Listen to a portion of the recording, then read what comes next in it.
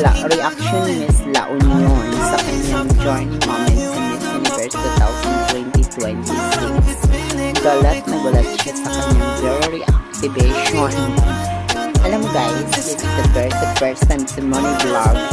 Ito yung aking pinanood noong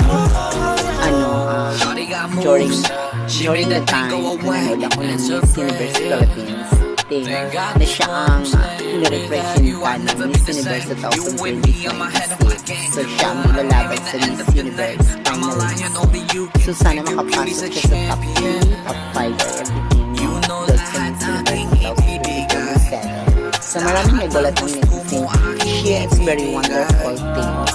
Marami din ang nagtaas ng kilay sa kanyang pagkapanalo kasi marami rin ang magaganda at matatalinong mga kandidata sa kanilang pagkapanalo sa kanilang pageantry. So especially from the very specific island, si Miss Summer Island, just Calbayog City na si Tacloban City o maraming kandidata na stand out sa kanilang preliminary competition. She is worth it naman ang kanyang pagkapanalo ni Miss La Union. So very proud of you, Miss La Union. Si Miss La Union kasi she is stand out ang kanyang pagdala ng kanyang Miss Universe Philippines 2026. Maganda ang kanyang performance at delegation. Thank you so much.